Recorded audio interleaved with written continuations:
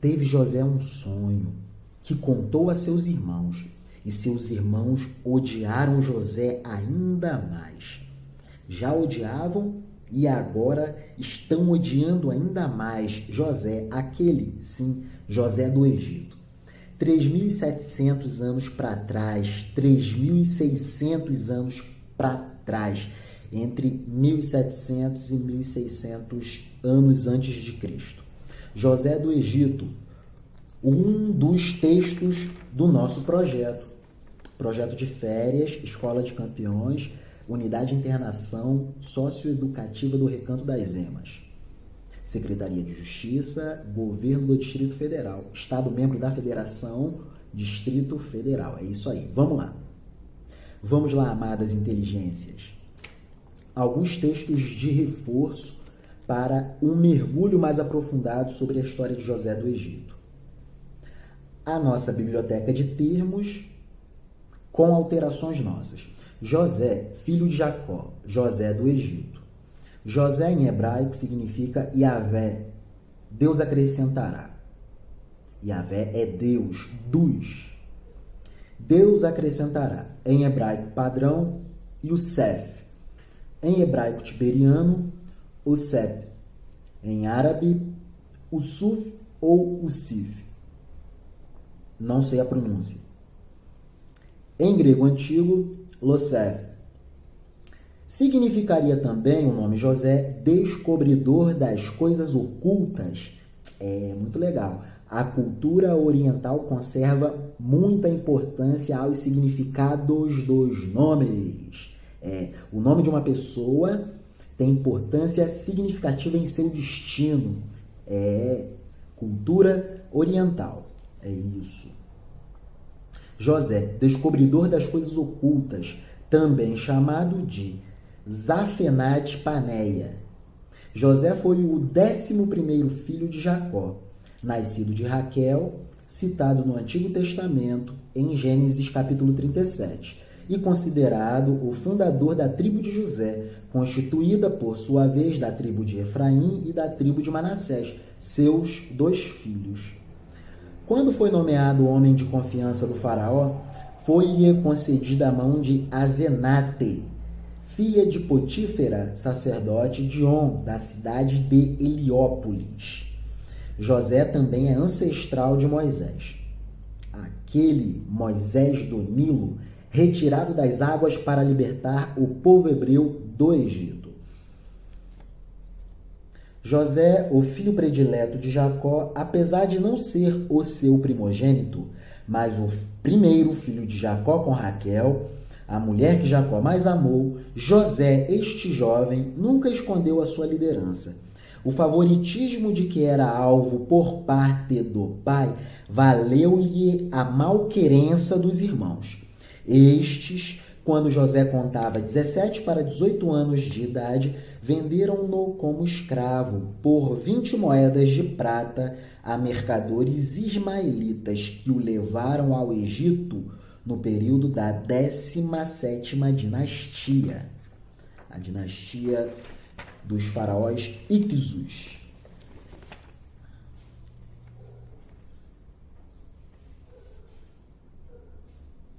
Olha o que diz um verso de Gênesis sobre José. Passando, pois, os mercadores midianitas, tiraram e alçaram a José da cova. Os irmãos de José o tiraram da cova. E venderam José por 20 moedas de pratas aos ismaelitas, os quais levaram José ao Egito.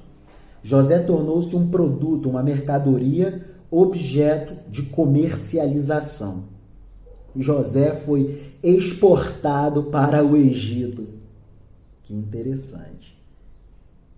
Depois, lá no Egito, como vice-governador da economia do Egito, ele exporta alimentos para as redondezas do Egito, aos países vizinhos e fronteiriços ao Egito, e os mais aproximados. A terra de Canaã, por exemplo. Legal. Quando Jacó, já rebatizado por Deus com o nome de Israel, chegou ao Egito, José subiu ao seu encontro, abraçando-o e chorando demoradamente. todos os 11 irmãos a quem José ajudou, além de seu pai e todos os demais parentes, sendo ao todo 66 pessoas, se mudaram para o Egito.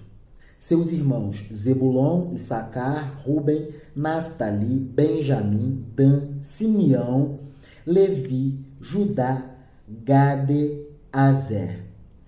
É assim que o povo israelita se instala no Egito, antes de ser escravizado e mais tarde libertado sob a liderança de Moisés, o libertador do povo hebreu das garras do faraó malvado, que escravizava e matava o povo hebreu à unha.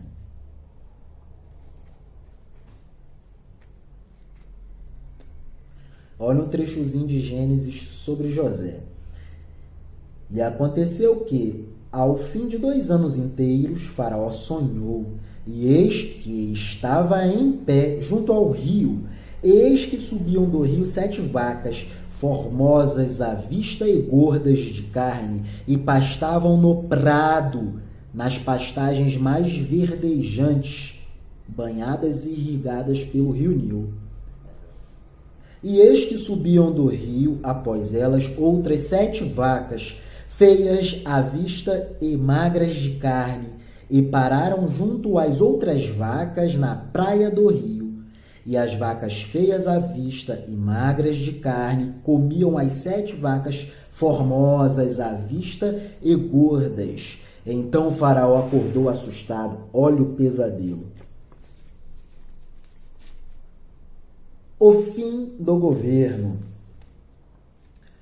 Possivelmente, tempos depois, durante anos de seca seguidos, os sacerdotes tenham conseguido despertar a ira popular contra José e Apop I, o faraó Icso.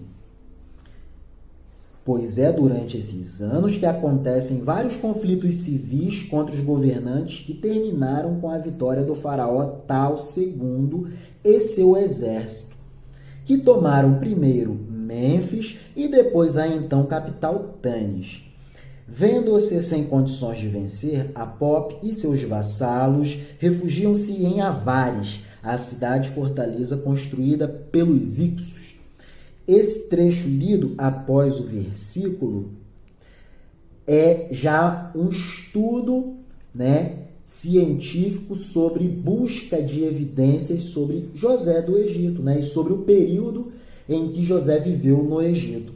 E esses estudos dão conta de que, muito possivelmente, tempos depois de quê? Dos sonhos do faraó, durante anos de seca seguidos, os sacerdotes tenham conseguido despertar a ira popular contra José e Apop I, o faraó Icso. É interessante que aqui a gente já pode conjecturar uma possibilidade de desordem mais causada por excessiva intervenção do Estado na economia. Nossa, que texto rico! Olha como a história de José do Egito nos leva a várias considerações finas de sabedorias sobre questões práticas da nossa sobrevivência. Olha só, podemos ler assim: possivelmente, tempos depois dos sonhos de Faraó, depois de José ter garantido o ciclo econômico de prosperidade, acumulando reservas para enfrentamento dos 7 anos de vacas magras,